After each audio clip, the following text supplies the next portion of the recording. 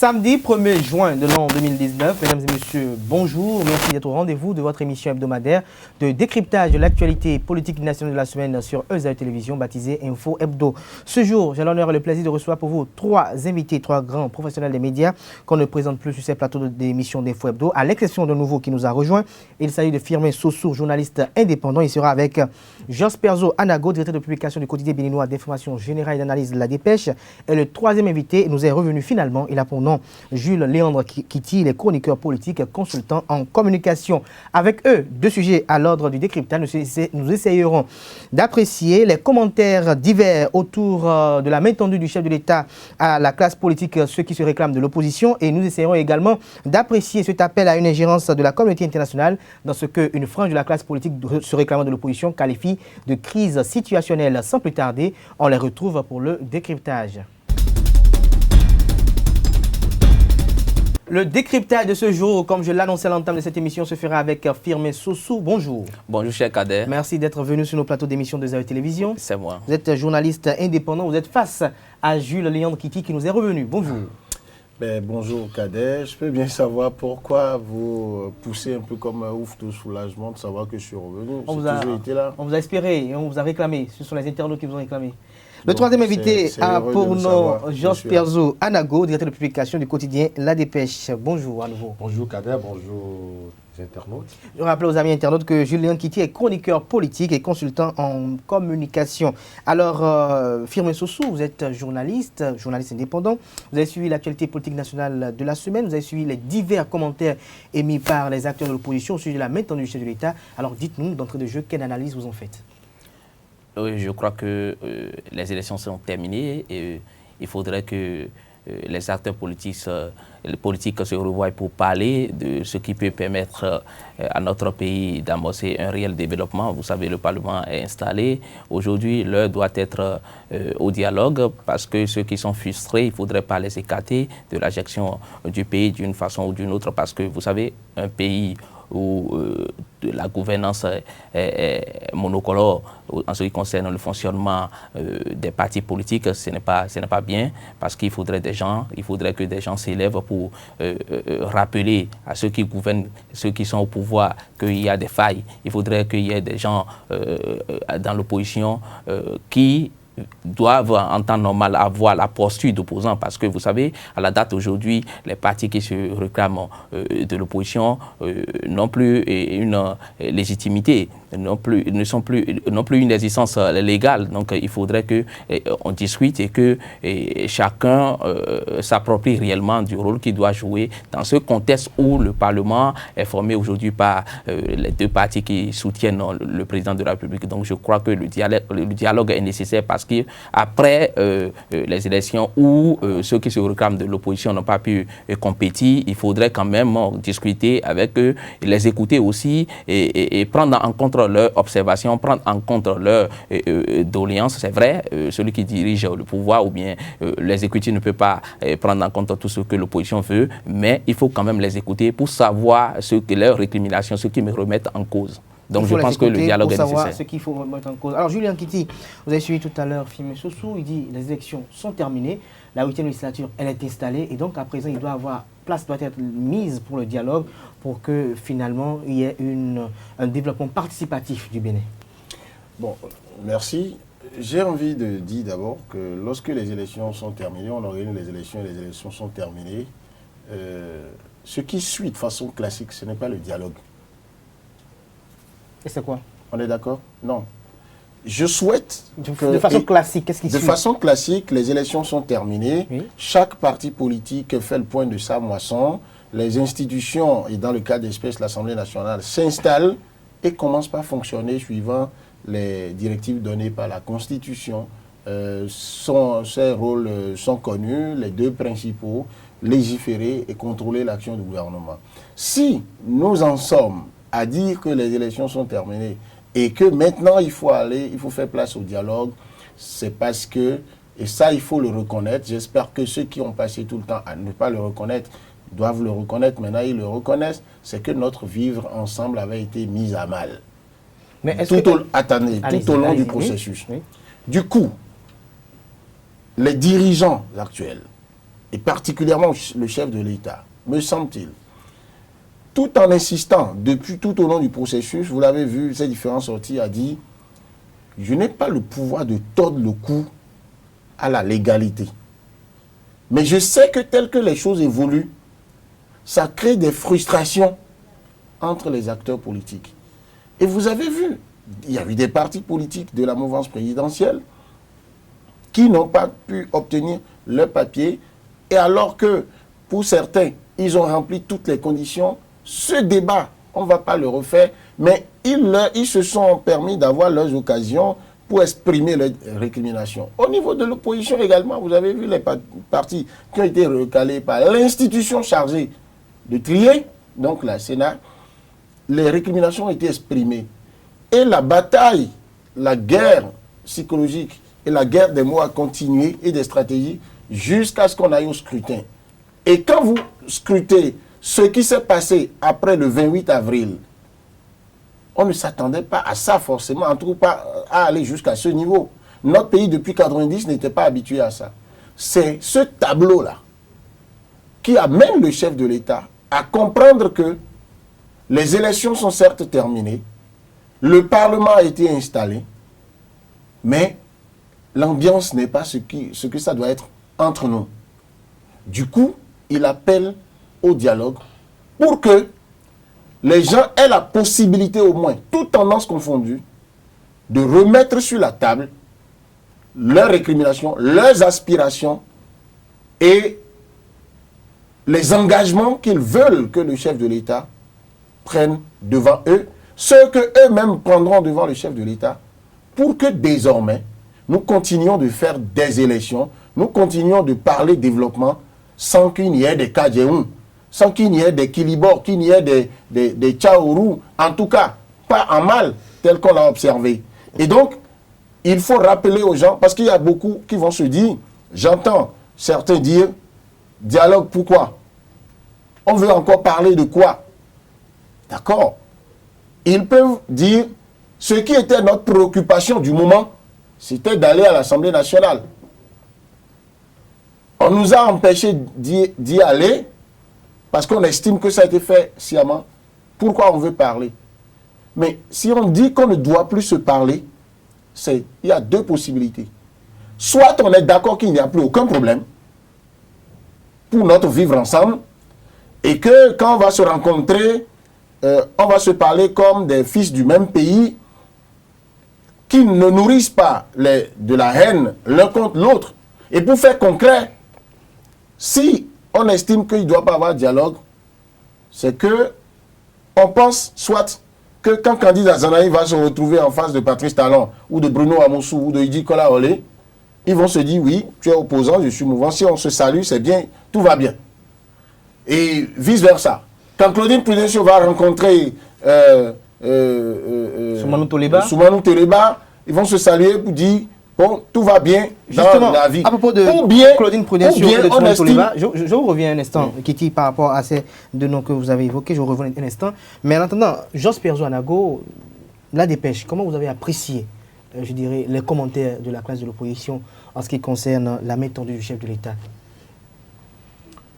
Mais, écoutez, c'est vrai, je ne voudrais pas faire de la redite, mais je l'ai dit ici sur ce plateau 2 ou 3 fois de suite. Tout à fait, devant Fernando Ressou.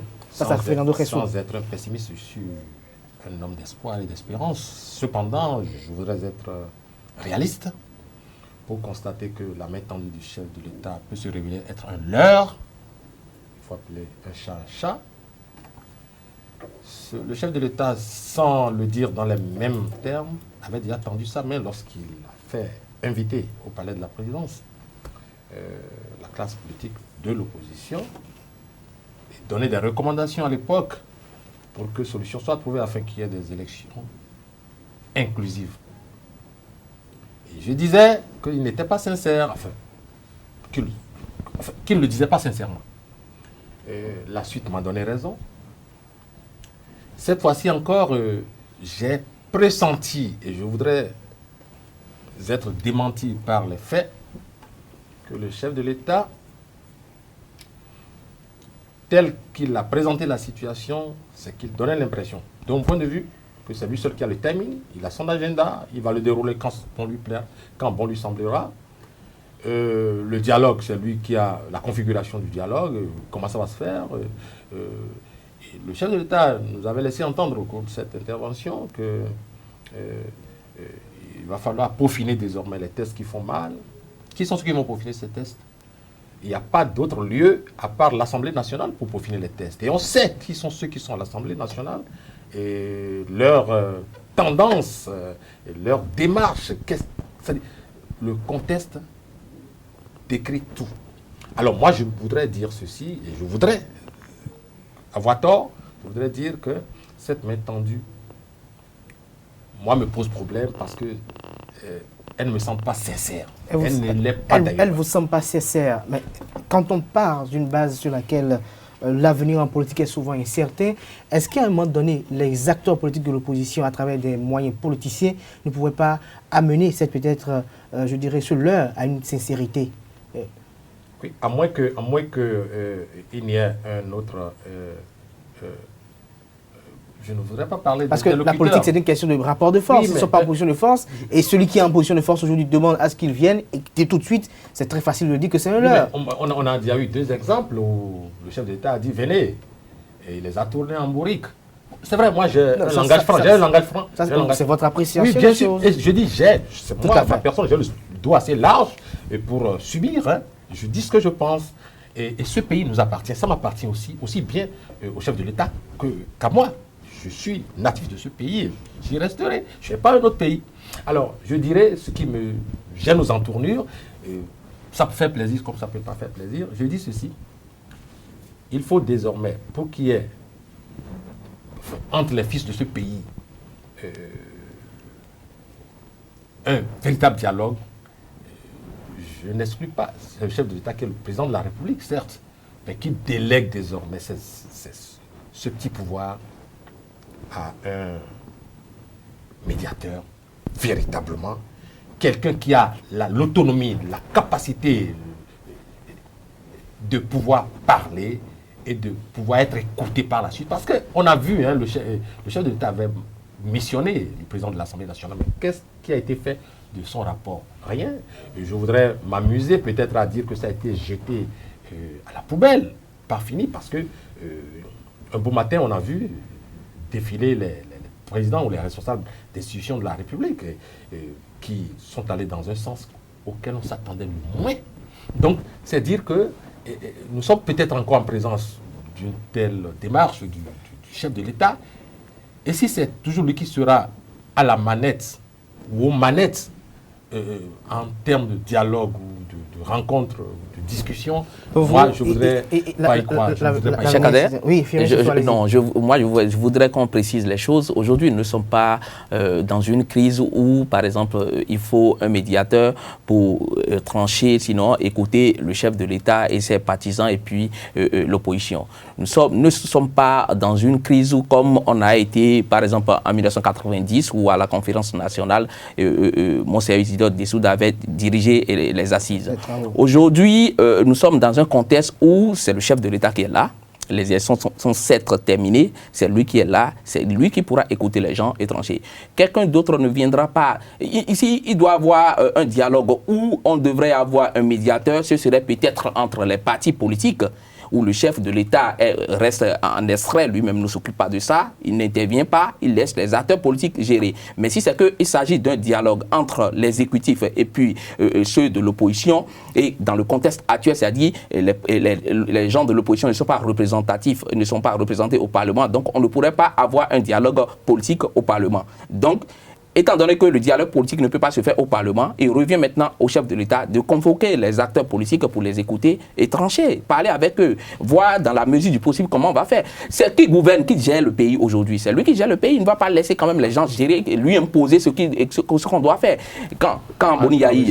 C'est un dialogue gouvernemental, je ne savais pas. Mais heureusement que vous venez de le préciser. Si ça y est d'un dialogue gouvernemental, ça marche. Ah non, mais je n'avais pas terminé lorsque mon confrère m'a arraché la parole. Non, avec votre bienveillance. Non, c'est pas bienveillance. C'est confrère. Non, mais s'il s'agit d'un dialogue gouvernemental, vous avez fini d'argumenter. Je consens, j'accepte, je m'incline. Le chef de l'État va gérer ce genre de dialogue gouvernemental. Non, il ne fait pas de dialogue gouvernemental. Sossou, un instant, je vous reviens. Alors, Oui. perso, j'ai juste une question à vous poser.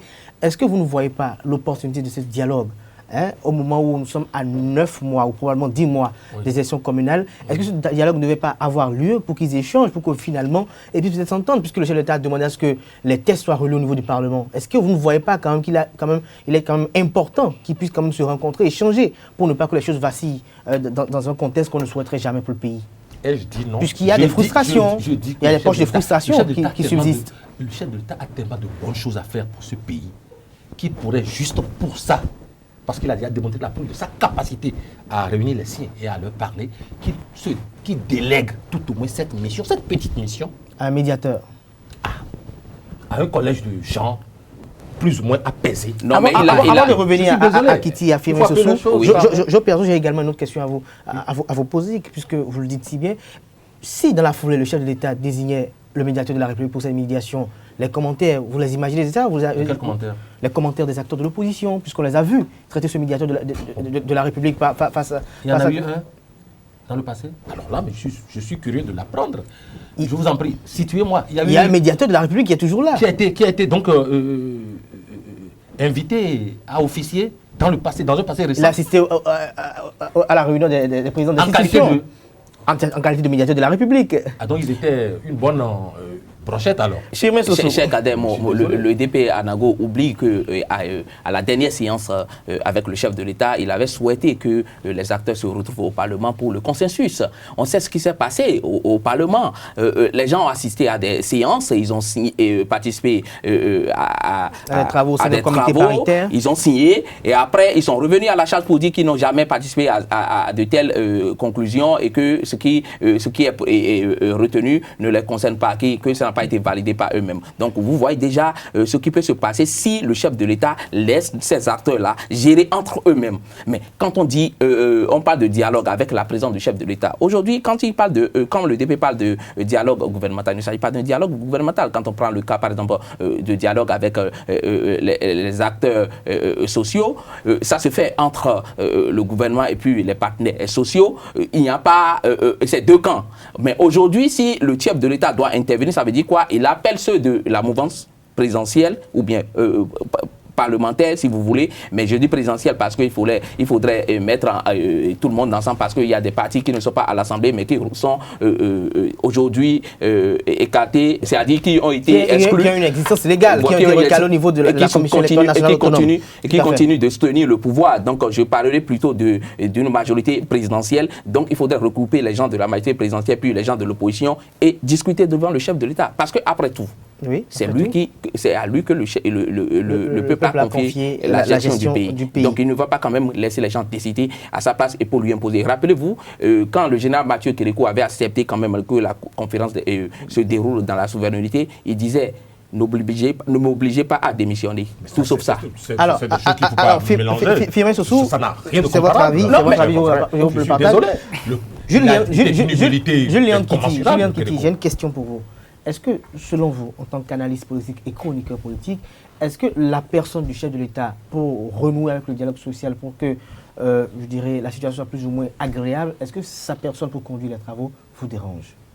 Non, c'est biaiser le débat que de faire de la fixation sur le chef de l'État d'abord. Parce que le vrai problème, c'est de savoir ce que c'est un dialogue politique et la forme qu'un dialogue politique doit prendre. Ensuite, la spécificité de la question qu'on veut régler, le problème qu'on veut régler à travers ce dialogue.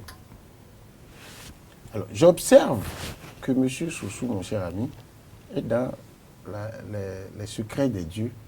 Il sait, pas du tout. Il sait, non, et c'est être gentil que de commencer par ça.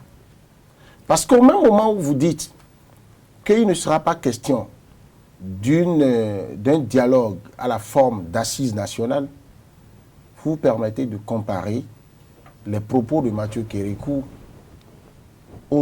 alors que la conférence nationale prenait le dernier round où il fallait vraiment, alors que le peuple était rassasié de frustration et que lui, contre même l'avis de son entourage, savait que le sacrifice qu'il voulait faire était important pour sauver toute une nation, il a tenu ces propos-là.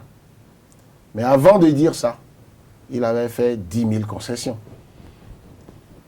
Oui. Il est le seul président de la République dans l'histoire politique du Bénin qui a pu faire plus de 17 ans de dictature pour venir faire 10 ans de démocratie et qu'on retient 9 fois sur 10 de lui ce qu'il a fait de bien.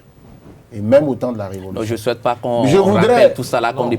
Non. Mais attendez, je reviens. Si vous voulez, je me tais. C'était une parenthèse juste pour dire. La comparaison est malsaine, elle n'est pas juste politiquement dans l'analyse. Je dis une deuxième chose. Ce n'est pas fait du bien au chef de l'État que de le présenter comme celui qui, à tous les coups, dans un dialogue politique, devrait s'asseoir, appeler les autres, venez. Et pourquoi vous insistez sur le fait qu'on veut lui imposer des choses ou on ne veut pas lui imposer? Non. Le problème qu'on veut régler, d'accord, il n'est même plus conjoncturel. C'est-à-dire que les élections sont terminées, on a installé le Parlement. On est d'accord, on n'est pas d'accord, on va continuer à faire le débat. Mais il se fait que beaucoup de Béninois, et pas des moindres, opposants ou mouvanciers, société civile, communauté internationale, on chante que le vivre ensemble des Béninois, politiquement là, est mis à mal. On dit que les acquis démocratiques là sont mis à mal. Le chef de l'État a sa perception. Et à juste titre, il se dit, mais les lois qui sont là, c'est le peuple béninois qui s'est doté de ces lois-là. Je n'ai fait qu'appliquer ça. Maintenant, si vous estimez qu'il y a trop de frustration, c'est de mon rôle régalien également de lancer un appel. C'est-à-dire que l'appel du chef de l'État relève. Je ne voudrais pas, comme Nago, douter de la sincérité du chef de l'État, malgré qu'il y a eu des expériences où ça n'a pas marché, parce qu'il s'est justifié. J'ai souvent dit que l'un des motifs d'admiration que j'ai pour le président Patrice Talon, c'est que vous soyez d'accord avec lui ou pas, que ce qu'il dit vous plaise ou pas, il assume ce qu'il dit. Il dit, moi je veux ça, j'ai décidé ça, j'ai soutenu ça. Vous pouvez, il y a des points sur lesquels, moi, je n'ai pas été tout à fait d'accord avec l'option du chef de l'État. Mais dans la vie, il faut pouvoir faire une option. C'est comme les événements qu'il y a eu là. Je ne l'ai pas souvent dit aux gens.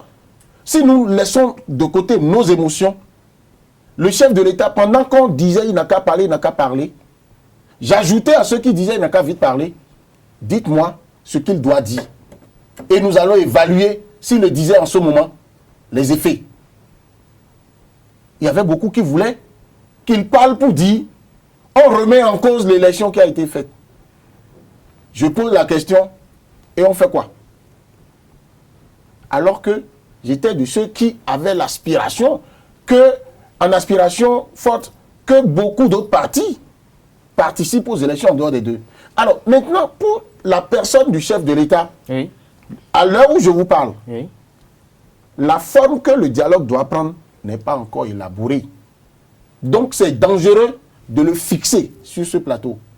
Le chef de l'État, dans son message du 20 mai, a dit « Je prends conscience de ce que il y a, comme il avait dit, des frustrations. Mais ce que nous avons fait jusque-là, c'est un risque que nous avons dû prendre pour avoir un résultat. Parce que si on ne prend aucun risque dans la vie, là, parce que ça fait mal par ici, ça crie par là, on n'aura aucun résultat. Maintenant, quand vous finissez de prendre ce risque-là, être bon manager à la tête d'un État, c'est de savoir gérer également les conséquences des options politiques qui sont faites. Et c'est la gestion de ces conséquences maintenant amène le chef de l'État à dire « Je vais bientôt appeler toute la classe politique à un dialogue patriotique. » Et il ajoute l'idée de ce que nul ne sera de trop. Et donc, pour ceux qui, sur les réseaux sociaux ou ailleurs, disent « c'est main tendue à l'opposition, point », c'est faux. C'est à toute la classe politique. Parce qu'il y a des gens autour de lui, d'autres partis qui sont de la mouvance, proches de lui, et qui n'ont pas pu participer aux élections. Alors, quand toute la classe politique devra se réunir pour dire comment nous redéfinissons les bases de notre carte politique, pour que, ne serait-ce que pour les échéances à venir, nous ayons moins de tensions, que nous ayons moins de situations qui nous conduisent à des violences post-électorales, quand c'est toute la classe politique Hein? Oui. Ce n'est pas une rencontre en audience C'est pas une audience. Au palais de la présidence. La classe politique peut décider, parce que c'est ça aussi le génie politique d'un pays. La classe politique, tout en confondu, peut dire, ça nous plaît, nous, que l'espace géographique du chef de l'État, je dis la classe politique, hein, pas l'opposition seulement, la classe politique s'entend. Parce que pour faire ça, il faut mettre en place des équipes qui réfléchissent. D'accord? Multipartites qui réfléchissent pour dire le lieu. Parlant de médiateurs, la période, l'équipe, j'ai vu des acteurs de la société civile proposer que pour aller au dialogue maintenant, il faut forcément que nous mettions en place comme une équipe indépendante, équilibrée. Il y aura des acteurs politiques, mais des acteurs de la société civile, d'accord? Des personnes qui sont suffisamment conscientes de ce que, là, il n'est plus question de dire je suis progressiste, je suis ceci, non, mes intérêts du moment c'est ceci ou cela, non. Parce que sans sacrifice, vous allez multiplier les cas de si les gens ne font pas de sacrifices pour dire nos intérêts politiciens, on les met de côté. Alors le chef de l'État, pris dans son manteau de chef de l'État, elle est au-dessus de tout le monde. Mais j'ai souvent dit ici sur votre plateau, et je pense qu'il a suffisamment exploité, on fait une injustice à un chef d'État. On ne lui reconnaît pas son droit d'être leader aussi d'un camp politique. En fait, c'est dans les décisions, les matières sur lesquelles le chef de l'État intervient, que moi j'identifie où est-ce que le chef de l'État est en train de parler, d'agir, où est-ce que le leader de la mouvance présidentielle est en train d'agir. Et donc, Patrice Talon a exploité son droit de faire la politique, d'avantager ses partis à lui, au regard de la loi, et si la loi profite à ses partis, il en profite énormément et le résultat est là parce que tout chef d'État rêve d'avoir une majorité parlementaire. Mais en démocratie, l'idéal, il ne faut pas prier pour obtenir l'unanimisme qui est complètement différent de la majorité parlementaire. Donc, je pense, sans être celui qui est chargé de définir la forme, je pense que dans l'absolu, ce dialogue-là, s'il doit avoir dialogue, et moi je suis de ceux qui pensent qu'il doit avoir dialogue, et ce dialogue doit lui au moins être inclusif, c'est que ça doit prendre une forme autre que les audiences au palais. Cela n'enlève pas, cela n'enlève pas au chef de l'État ses prérogatives du chef de l'État. Parce que les partis politiques au terme de la Constitution du 11 décembre 1990, de la mouvance ou de l'opposition, ne sont pas des propriétés privées du chef de l'État. Les décisions du chef de l'État, au terme quand le chef de l'État veut parler même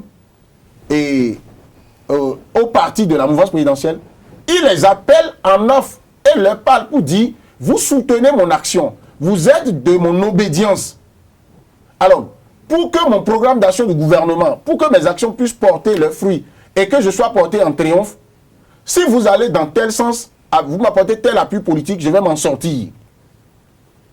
Mais le chef de l'État, la Constitution ne lui donne pas le droit de dire « Et toi, et toi ». Non, ça ne relève pas de ces prérogatives du chef d'État. Donc, il n'y a pas crainte que si le dialogue politique se déroule entre les acteurs politiques, d'accord, que le chef de l'État perde un pouvoir. Maintenant, le dialogue là, ça doit se passer dans la sécurité. Le dialogue, le dialogue doit se passer de sorte à ce que les tensions qu'on a déjà eues là, on n'aille pas au dialogue pour augmenter encore ces tensions. C'est là où le chef de l'État, en tant que garant de la cohésion nationale, de la sécurité nationale, doit veiller à ce que, c'est-à-dire on ne peut pas choisir le cadre sans lui, on ne peut pas choisir les acteurs sans qu'il n'ait son mot à dire, on ne peut pas appliquer les décisions qui seraient sorties de ce dialogue sans sa validation également. Mais il faut que des comités soient mis en place pour que la preuve, il y a eu des partis d'opposition dans ce pays qui n'étaient même pas allés à l'une des audiences avec le chef de l'État. Parce qu'ils ont écrit au chef de l'État pour dire nous voulons connaître l'ordre du jour. Là, vous et moi, là où nous sommes maintenant, nous savons que bon, les élections de 2019 se sont déroulées sous tension. Le président actuel de l'Assemblée nationale l'a dit. Mais quel sera précisément l'ordre du jour de ce dialogue? On ne peut pas encore. Il faut le définir. Il faut le définir de commun accord. Et je pense que c'est dans cette logique que le chef de l'État est. Mais il dit, ça, et je le répète aussi, ça va se passer, non pas pour que des gens viennent dire à ce dialogue-là, nous voulons que le mandat du chef de l'État soit écouté, nous voulons qu'on casse tout, nous voulons que... Tout à fait. C'est pas ça. Par rapport à ce que vous dites également, tout de suite, Firmin Sossou, j'ai bien envie que vous réagissez avant que je... Maintenant, si le chef de l'État vient dire après, ça va se passer chez lui. Si au cours de ces assises nationales, il arriverait que l'opposition boycotte cette rencontre, quel serait son avenir dans l'animation de la vie politique nationale? Déjà qu'on sait que cette rencontre peut être probablement décisive par rapport aux préparations des prochaines élections et des élections communales. Non, avant de réagir et de répondre à votre question, je voudrais préciser quelque chose. Je n'ai jamais dit que le dialogue prendra la forme d'une audience. Je n'ai jamais dit ça. Que ça se déroule en absence du chef de l'État. Ce qui est très sur les conclusions seront à remettre au chef de l'État. Donc, à cette occasion, il doit pouvoir rencontrer encore les acteurs à nouveau et leur parler.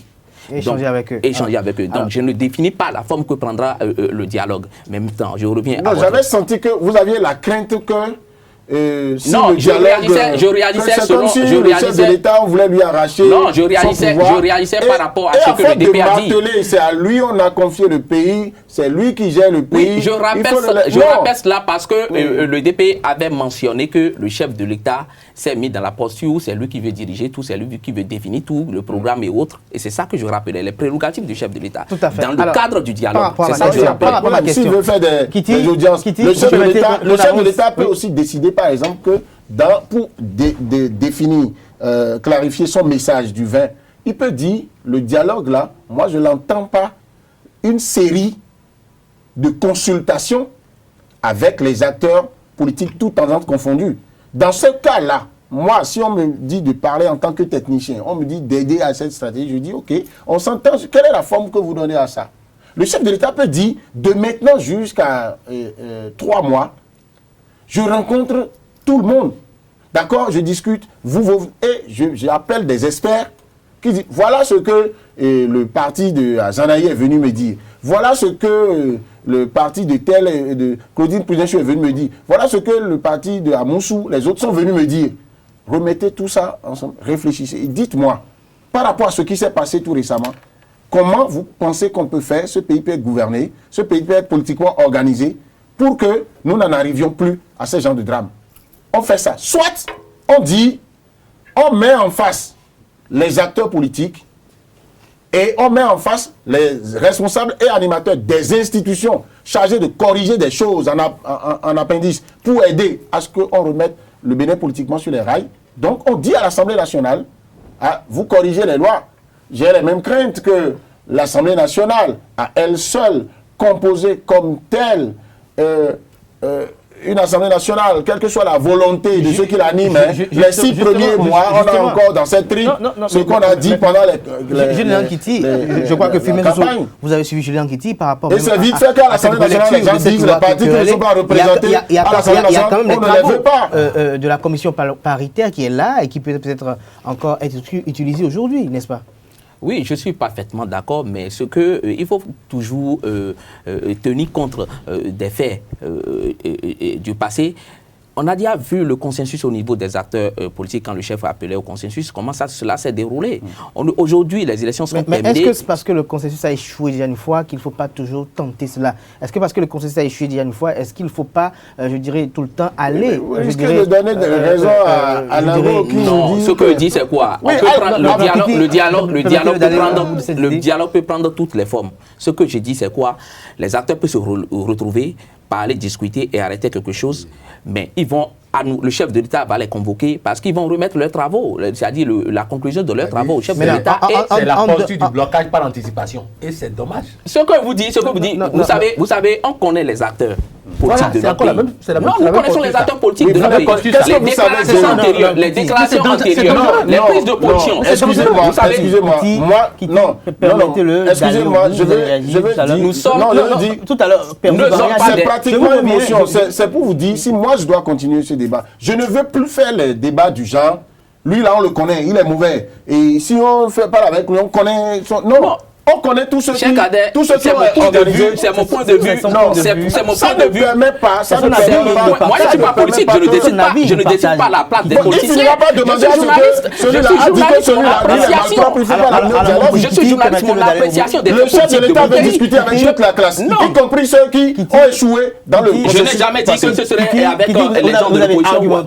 Les internautes vous suivent. Laissez-moi parler. Laissez-moi parler. Des commentaires, donc laissez-le argumenter. Laissez-moi parler. Je suis journaliste devant les faits politiques. Je mets mes opinions à moi quand même. Allez-y, filmez ça. On dit les faits sont sacrés. Oui. Donc les faits, nous avons connu des faits qui aujourd'hui me permettent de réagir. Et face à ces faits, moi je dis que vu la forme qu'a pris le consensus, il a dit les assises en ce qui concerne le consensus, on ne peut plus aujourd'hui dire aux acteurs politiques, vu le climat qui a prévalu pendant les élections, et aujourd'hui beaucoup sont encore ils sont à la touche, ils n'ont pas pu participer à ces élections-là. Voilà, et qui sont mécontents. Il faudrait plus leur faire confiance pour dire de parler. Moi, je n'ai jamais. Le clergé catholique a dit nous quémandons la médiation. Le clergé catholique a dit la conférence épiscopale. S'il vous plaît, j'aurais bien aimé qu'on puisse l'écouter, qu'on puisse comprendre ce qu'ils disent, et qu'à la fin de cette émission, nous puissions voir. Moi, j'attends si vous m'offrez encore une minute avant la fin de cette émission. Je donne mon appréciation par rapport à ce qu'on a connu et ce que je veux comprendre de votre argumentaire, qui peut-être pas faire l'unanimité. Est-ce que vous êtes contre le fait que le chef de l'État les convoque l'ensemble de la classe politique à un dialogue? Est-ce que vous êtes contre cela? Parce qu'il y a eu un échec de consensus par le passé. Non, le chef de l'État a déjà exprimé cela. Il veut dire qu'il va convoquer maintenant la forme que prendra le dialogue politique. Et par rapport à ça, moi, je peux émettre des réserves en tant que journaliste. Je peux dire par rapport à ce qu'on a pu observer du côté Vous êtes dans des prédictions, vous estimez que ce sera un échec, c'est ça? Non, je ne dis pas. Je ne suis pas un prophète, mais je dis, vu ce qui s'est passé, si le dialogue politique devrait prendre la forme où il faut laisser les acteurs parler, discuter de long en large, on ne va pas avancer. Vous avez peur je ne dis pas que ce serait une audience où le chef de l'État va recevoir les gens vont parler, lui-même il va trancher. Je ne dis pas ça. On peut faire, je dis, les acteurs peuvent se retrouver, discuter ensemble et arriver à faire des recommandations, avoir la conclusion de leur assise et remettre cela au chef de l'État. Et lorsque le chef de l'État va les rencontrer à nouveau, dans ce cas-là, avec le protocole, c'est que le chef d'État, après les assises et tout, avant qu'on ne remette les conclusions, généralement, il est informé de beaucoup de choses déjà. Et quand il va parler, peut-être il va reconvoquer peut-être à nouveau la classe. Ça peut prendre beaucoup, le dialogue politique peut prendre beaucoup de formes. Mais ce que moi je dis, et ce que le DP dit, et que je conteste, on ne peut pas dénier au chef de l'État qui souhaite qu'il y ait un dialogue politique, le contrôle de ce dialogue politique. Merci à vous, Firmin Sossou. On vous aura compris. Jasper Zouanago, je crois que nous allons évoluer dans ce débat. Ma question à votre endroit, c'est que nous avons, je crois que tout à l'heure, Julien qui dit dans son argumentaire, a eu à émettre une précision assez remarquable, c'est qu'il s'agit d'un dialogue politique national, toutes tendances confondues. Et n'oublions pas que lors de ces élections législatives, il y a eu des partis politiques soutenant l'action du chef de l'État qui n'ont pas participé à ces élections. Il y en a d'autres qui ont une existence légale et qui n'ont pas pu participer. Et donc maintenant, il s'agit d'un dialogue national. Et donc, qu'on soit opposé au mouvement-ci, on doit tous venir. Mais quand on écoute le dialogue des acteurs de l'opposition, est-ce qu'il n'y a pas crainte? Est-ce qu'il n'y a pas crainte quand on voit que déjà certains partis de la mouvance présidentielle comme l'Union démocratique pour le Bénin nouveau, d'autres de l'opposition consultée comme Force Corée pour le développement du Bénin, estiment qu'il faut tendre la main également pour saisir cette main du chef de l'État à aller à ce dialogue? Est-ce que vous ne voyez pas des craintes au niveau de l'opposition qui veut encore faire preuve de radicalisation? Moi, je ne voudrais préjuger de rien dans ce sens-là. Qu'est-ce que je veux dire par là? Nous sommes sur un terrain politique. Il y a des étapes en termes d'échange ou de discussion. Il y a des étapes. On peut arriver à une étape où on monte la barre assez haut. Les exigences, on peut les corser. Et tout ça, ça se calcule. On se retire. On dit, bon, ben, écoutez, quand on a eu cette... c'est comme les syndicalistes. Ben, on a eu cette attitude et ça a donné quoi? Voilà les réactions que ça a suscité.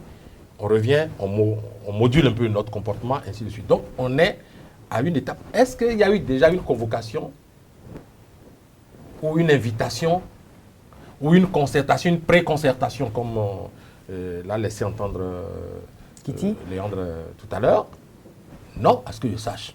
À moins que hier nuitamment, qu'il y ait eu déjà des conciliabules, je ne saurais le dire. Donc il doit y avoir des étapes. Et au cours de ces étapes, on verra certaines positions se ramollir naturellement au regard de ce qu'il y a dans la besace. Parce que à chaud, après la déclaration du chef de l'État, il y a eu des réactions. Et c'est normal, vous ne pourrez pas refuser à ceux-là. On a, tout à l'heure, il y a eu, je crois, il a prononcé plus d'une dizaine de fois le mot frustration. Mais il y a eu frustration, des gens ont accumulé des frustrations. Et puis, vous vous attendez à ce qu'en l'espace de 10 minutes, chrono, que ces personnes-là sortent fleurs en main, exprimer leur joie. Ne soyez pas dichotomiques par rapport aux réalités que nous vivons. Donc, tout ce que nous avions vécu depuis quelques jours, moi, de mon point de vue, s'explique. L'opposition qui a renforcé sa position, qui dit, bon, mais ce n'est pas une main tendue. J'ai cru entendre certains qui parlaient de plutôt corde tendue et tout le reste. C'est normal, ça fait partie des règles. Normalement, ça ne doit pas gêner. Maintenant, en évoluant, le chef de l'État a qu'à se décider un jour, par exemple, et dire, bon, à partir d'aujourd'hui, on engage le processus. Le processus, il y a les prêts, démarches, et là, en ce moment, on verra quelle sera l'attitude de chaque acteur. Moi, je ne voudrais présager de rien, comme certains le disent, pour dire, bon, ben, on connaît déjà la classe politique, même vous, y compris vous, mon cher confrère, pour dire, bon, ben, l'opposition qui se radicalise, non, je suis désolé. Kader, je suis désolé, je ne voudrais pas lire dans la tête de l'opposition. Je ne voudrais pas lire dans la tête de l'opposition. Il y a une alternative qui est proposée par le chef de l'État, qu'on sait, dont a, je dirais, décrit, ou pas peint tout à l'heure, Julien Kiti, je dirais, l'immensité du pouvoir, qui propose une alternative pour probablement, je dirais, permettre que la tension baisse, qu'il y ait un dégel de la crise, et que tout de suite, nous voyons cette opposition dans sa verve balayer tout cela du revers de la main. Je vous ai dit que c'est chose normale. Ce qui est normal, tout à fait normal. Mais est-ce qu'à la finalité, on ne va pas encore assister à ce à quoi on a assisté lors des élections législatives, où tout le temps on est resté dans ce qu'il ne faut pas faire, et qu'à la finalité, ce qui devait être fait, on ne l'a pas fait? Je ne voudrais pas que vous m'obligiez à revenir en arrière pour faire l'historique. Et quand on va se mettre à faire cet historique, mon cher confrère, je vous battrai à plate couture parce qu'il y a eu tellement de situations. Donc on ne reviendra pas en arrière. Mais regardons devant. Regardons devant, et c'est parce qu'il faut regarder devant que je demande, est-ce qu'aujourd'hui, les élections législatives sont terminées, même s'ils ne l'admettent pas, ils savent que même s'ils exigent une reprise du processus, cela n'est pas possible, puisqu'ils ne sont pas les seuls à ne pas avoir participé à ce processus. Et c'est ce que je tiens à marteler. J'espère, Zouanago. Il y a l'Union démocratique pour Bénin Nouveau qui n'a pas pris part à ces élections législatives. Il y a FCDB qui n'a pas pris part à ces élections législatives. Il y a le PRD qui est allé jusqu'à la Sénat qui n'a pas pris part à ces élections législatives. Chers confrères, ne focalisons pas, comme l'a dit mon vis-à-vis tout à l'heure, ne focalisons pas l'attention sur une personne, un individu ou un groupe d'individus. Il reste au chef de l'État, pour ce qui me concerne, de démontrer sa grande bonne foi. De mon point de vue, c'est cela mon problème. Merci. Maintenant, les premières analyses. Ce soir-là, lorsque le chef de l'État a délivré son message, juste après, les secondes ou les minutes qui ont suivi, il y a eu des analyses, il y a eu un certain nombre de points de vue, il y a eu des expressions. Est-ce que vous allez me dire que c'est exactement encore à chaud ce qui a été développé ce soir-là et le lendemain? C'est la même sinuosité qu'on observe? Non. La dynamique voudrait que ça évolue. Et ça va sûrement évoluer si tant est que le chef d'État y mette de la sincérité, de la détermination, ça va évoluer. Les acteurs de l'opposition, les acteurs de la mouvance, je suis certain qu'il n'y a pas un seul Béninois qui voudrait vivre dans un pays sous tension. Il n'y en a absolument pas. Et donc, n'attribuez pas à l'opposition ce qu'elle ne veut pas faire. L'opposition, sûrement, de mon point de vue, comme les autres partis de l'opposition, de la mouvance, qui n'ont pas pu prendre part à ces assises. Il y a un aspect qui m'intéresse bien que vous répondez. Le temps de revenir par rapport à l'appel à une ingérence de la communauté internationale, j'aimerais poser une question précise à Julien Kiti. Julien Kiti, le chef de l'État demande à ce qu'il y ait un dialogue national. Et déjà, nous avons deux partis politiques déjà, Force Corée pour un Bénin émergent, je dis Force Corée pour le développement de Bénin, FCDB, et Union démocratique pour un Bénin nouveau, qui ont décidé de saisir cette main tendue. Dans la foulée, nous avons FCB, Force pour un bien émergent, et d'autres partis de l'opposition qui estiment que c'est un marché de dupes. Ils estiment que cette main tendue serait du leurre. Oui, je voudrais vous dire deux petites choses qui, pour moi, ne m'étonnent pas du tout dans le jeu politique, qui, pour moi, alimentent plutôt le discours politique. Je suis très heureux, moi qui fais mon petit bonhomme de chemin dans la communication politique, dans la réflexion stratégique sur la politique. Oui, vous avez vu à l'Assemblée nationale, par exemple, quand le président de l'Assemblée nationale, malgré quelle que soit la configuration de l'Assemblée nationale, quand il fait de ses rapports, où vous avez l'impression, quand vous écoutez ça en direct, que bon, alors, tout est bien fait. Quand à la fin on prend les impressions, là, vous voyez, il y en a qui disent c'est vide. Il y en a qui vous disent, c'est ça aussi le jeu politique. Alors, pour des gens qui ne fonctionnent pas objectif, qu'est-ce que les opposants demandaient avant? Ils allaient jusqu'à demander que les exilés, qu'ils qualifient d'exilés politiques, reviennent au pays avant les élections. Pendant que le chef de l'État n'avait pas encore parlé, pendant qu'on n'avait pas encore installé la 8e législature, il demandait à ce que le chef de l'État parle pour décréter l'annulation du scrutin. Même quand on a installé, il y en a qui espéraient qu'avec la pression de la communauté internationale qu'on annule. C'est ça, eux, leur aspiration. Il y en a qui disaient, ah, nous estimons que Yaïboni a été mis en résidence surveillée. Il faut qu'on lève les barrières. Il y en a qui disent, des gens sont écrits sur les réseaux sociaux, ils sont arrêtés. C'est arbitraire. C'est ça. Bon, maintenant, le chef de l'État parlé, il n'a pas dit ça. Il n'a pas fait ce qu'eux, ils ont dit de faire. La logique veut que si on leur tend les micros pour réagir à ça, ce qu'il a dit là. C'est sa logique dans laquelle il était, il nous a empêchés d'aller aux élections là. Parce que les gens, vous parlez comme si les opposants n'en sont pas arrivés, surtout les opposants, à désigner le chef de l'État comme le premier artisan de ce qui leur est arrivé. Donc ils ont classé le chef de l'État dans un camp. D'accord? Attends. Ils l'ont classé dans un camp. Est-ce qu'on n'a pas tiré le son du passé? Maintenant, les élections, la législature a été installée, mais attends, ça fait le 15 ou le 16. Hein. Nous sommes encore là en train de sortir du mois de mai. D'accord? Comme il a dit là, même psychologiquement, la manière dont l'organisme humain fonctionne, la tête d'un homme fonctionne, quand quelqu'un vous a énervé dans la rue, et vous avez dit, je vais te gifler, on vous reprend 2 heures après, ce n'est pas la même tension. Alors, c'est en cela que, même loin des questions d'ego, de préséance ou de pouvoir discrétionnaire du chef de l'État, c'est une raison supplémentaire pour qu'une tierce personne, physique ou morale, avant le Bénin en avait de physique. Lorsque Monseigneur de Souza, paix à son âme, lui seul parlait, ça faisait institution. Lorsque Bernadette Ganti parlait, ça faisait institution. Lorsque Zinsou parlait, lorsque même Kérékou parlait, mais ces personnes n'existent plus.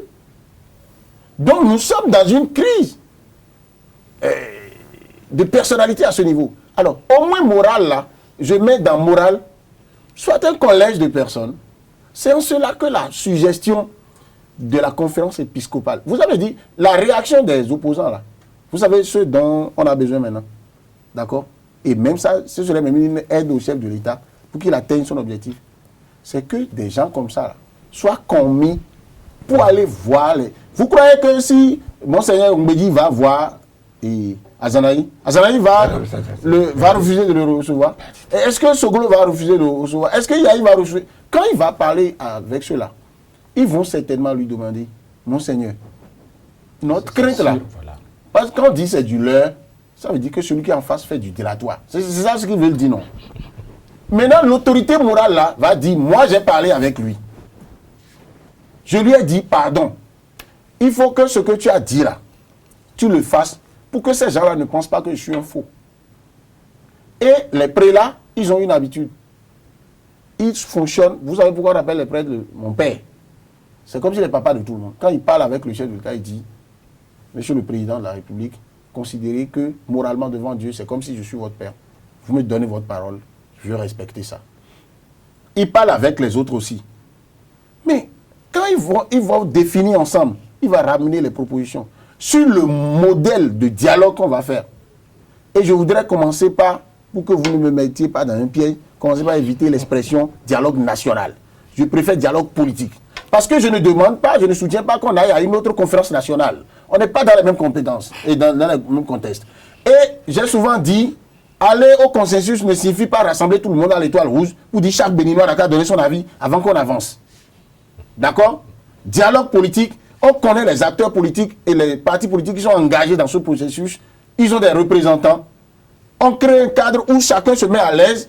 Ils n'ont pas même la disposition physique en communication à un sens. Pourquoi on parle de table ronde? C'est parce que la table, même physiquement, est ronde d'abord.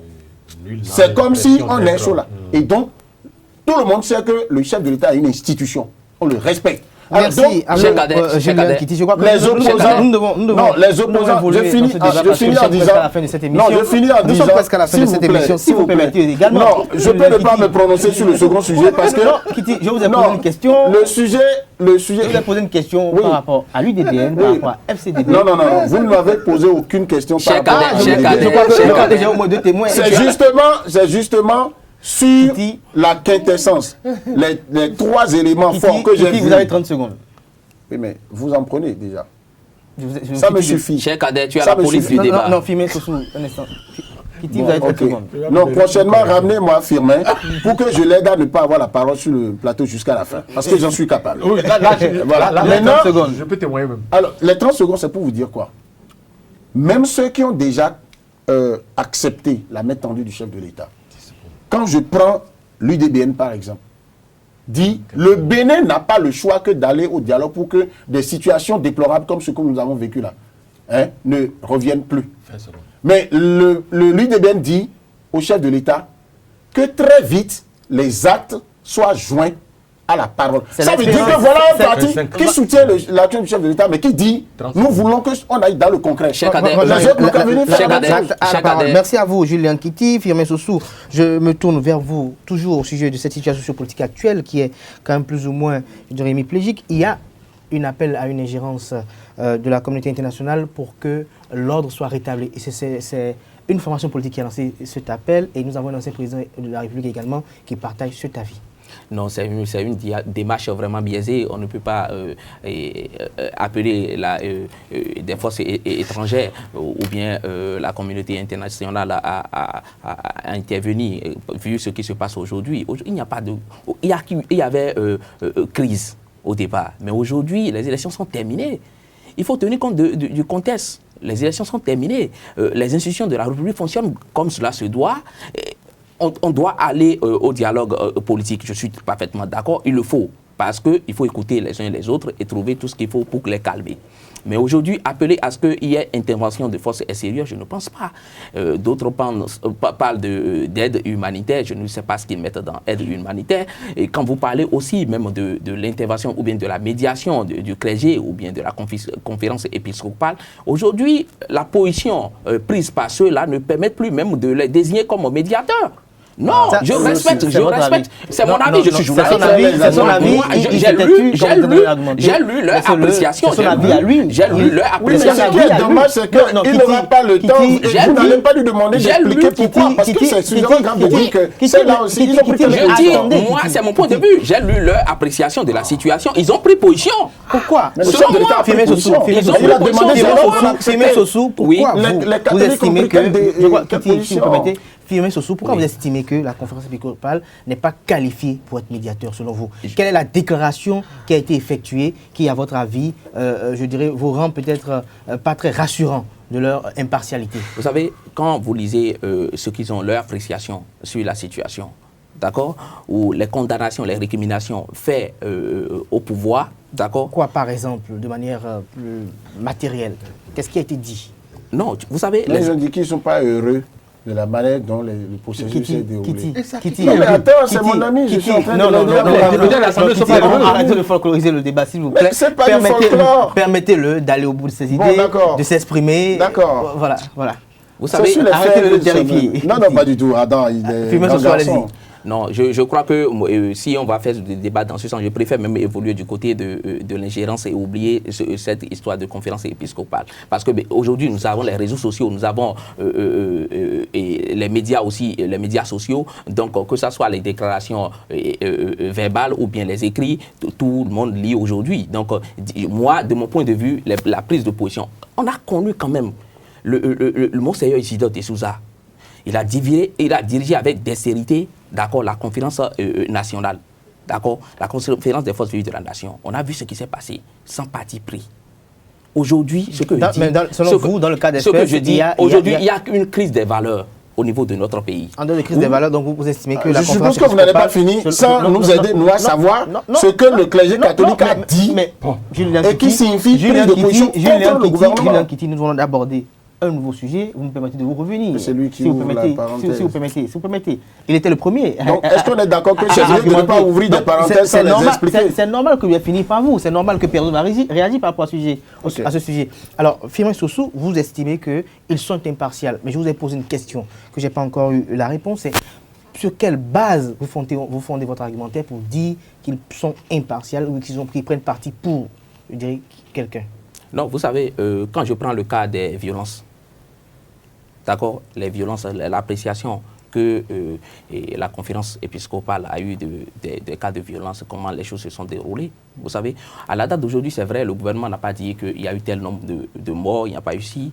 Mais est-ce que c'est bien qu'à cette date d'aujourd'hui, le gouvernement n'a pas pu se prononcer sur ce cas? Le gouvernement a précisé que les enquêtes sont en cours, qu'il y a des enquêtes en cours. Les conclusions ne sont pas sorties, à mon avis. Firmin Sossou, je serai obligé d'évoluer, si vous permettez bien, parce que je suis un peu pris par le temps. Joseph Bédiga me fait le signe du côté de la régie. Je me tourne vers vous, Georges Perzo Anago. Il y a une frange de la classe politique de l'opposition, je dis bien une frange de l'opposition encore, parce que sur cette question, ils sont divisés, qui appelle à une ingérence de la communauté internationale dans cette situation, quoique pas très agréable. Merci. Ne nous laissons pas emporter par cette paranoïa ambiante. Je ne me laisserai pas emporter par cette paranoïa que nous-mêmes béninois nous créons. Nous faisons tout pour nous faire peur.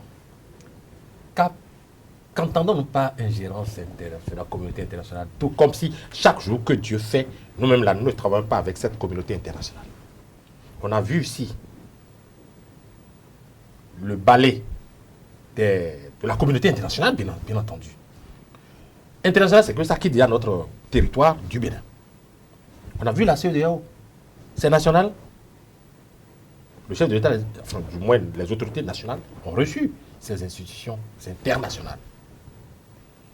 Pourtant, il n'y a pas eu péril en la demeure. Enfin, du moins, quel tollé ça avait suscité à l'époque. On a vu des délégations gouvernementales aller à l'international, rencontrer les chefs d'État. Qu'on le veuille ou pas, de façon indirecte, c'est aussi une certaine communauté internationale qu'on va voir. La communauté internationale, ce n'est pas un diable quelque part perché sur la hauteur d'une montagne. Pas du tout. Ou alors, je ne sais pas moi quoi, un monstre quelque part en Roumanie. Non. Donc, à votre avis, alors, il n'y a pas de crainte. Il n'y a pas de crainte. Et ceux qui veulent lire autrement les déclarations d'une certaine classe politique ont leur raison de le faire. Et je n'ai nulle part entendu qu'il y ait une escouade de militaires pour faire un TB3 au Bénin. Non, pas du tout, à mon sens. Pas du tout.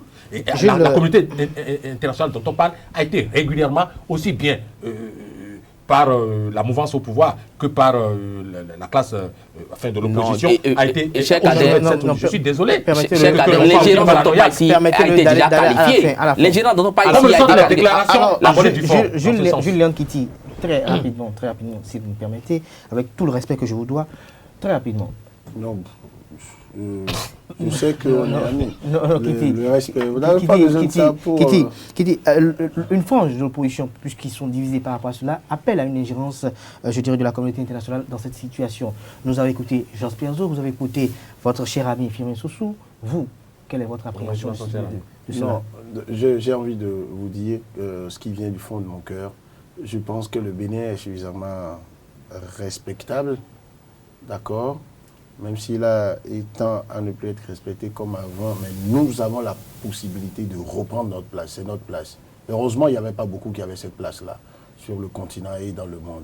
Je pense que les Béninois peuvent se parler entre eux. La solution peut être nationale. Je pense qu'à cette étape, et c'est en cela seulement je n'ai pas été d'accord avec cette frange des partis de l'opposition qui demandent, et le ton sur lequel ceux-là ont demandé cette ingérence étrangère. Et je souhaite que nous fassions attention sur les mots. Ingérence, intervention. À une étape de la discussion où on a l'impression qu'on est désespéré, qu'on a tout fait.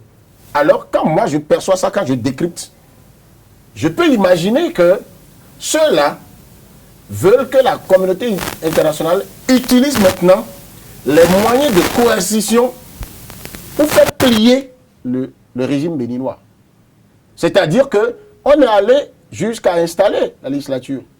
Ça veut dire qu'ils estiment que les batailles qu'on a menées ici n'ont pas permis d'avoir le résultat. Sinon, si c'était la même intervention que celle qui avait amené les émissaires de l'ONU, de la CEDEAO à venir ici, je pense qu'ils auraient pu le faire autrement. Maintenant, là où on est là, si le Parti communiste n'a pas été d'accord, vous connaissez, en tout cas moi personnellement, je connais très bien cette ligne-là. C'est un parti qui prône les solutions nationales, la souveraineté d'un pays. Comme, à part les situations de Kadiemou, comme nous ne sommes pas en situation où on est en train de se tirer dessus, et que même le petit débat que nous faisons là, chacun dans son périmètre d'influence, doit travailler aujourd'hui à démontrer que les Béninois, ils ont encore cette capacité-là. Je pense que je dois, sans diaboliser ceux qui ont parlé, peut-être désespérés, dire il faut vite oublier ça. Parce que l'intervention, c'est prévu, si vous lisez les textes qui régissent la CEDEAO, l'ONU et tout ça, il y a des dimensions où on fait des sanctions économiques. Le président Soglo, par exemple, est allé jusqu'à à avancer des idées du genre qui, pour moi, ne sont pas du tout bien. Parce que lorsque on ne va plus aider financièrement le Bénin, lorsque économiquement le Bénin va être à terre, ce n'est pas la personne du président de la République seulement qui va avoir des ennuis. C'est les pauvres Béninois. On n'est pas dans une situation où on a besoin de ces mesures-là aujourd'hui. Je pense que le chef de l'État, avec ce qui s'est passé là, où les Béninois ont montré qu'ils ont souffert, il a du sang qui circule dans ses veines. En lançant cet appel-là, je pense que le chef de l'État a dit, oui, mes intérêts politiques, d'accord, ma gouvernance, d'accord, mais je veux que mes compatriotes, là, on soit moins tendus. Je veux qu'on n'en arrive pas à la haine. Mais l'adversité politique, oui. Mais c'est quelqu'un qui a gardé une ligne. Il dit, oui, le dialogue, tout ça, mais la légalité aussi. C'est en cela que, moi, je pense que les opposants et les autres acteurs politiques doivent faire comme ce que l'UDBN a fait. Pourquoi? Aller à la table de négociation, dire au président de la République, parce qu'il y aura des représentants là. Par moment, il viendra peut-être, si son degré d'humilité lui dit, bon, je vais venir vous voir. Ou que s'il veut faire des consultations directes avec des gens, allez devant lui, puisque c'est lui qui a lancé, pour lui dire, président, ce que nous voulons là, voici la preuve que ceux qui sont en exil là, ils n'ont rien à se reprocher devant la loi. Voici la preuve que nous nous donnons que c'est des exilés politiques. Et donc pour que notre Bénin, notre vivre ensemble soit correct, il faut que tu aides à ça. Et le chef de l'État a les moyens pour ça. Si vous réussissez à le convaincre, moi personnellement ma nature est comme ça. Si vous ne réussissez pas à me convaincre de quelque chose et j'ai ma position, je tiens ma position. Là où je suis, j'ai ma position personnelle sur certains cas de personnes qui se retrouvent en difficulté, soit en prison, soit hors du territoire, en difficulté avec le régime.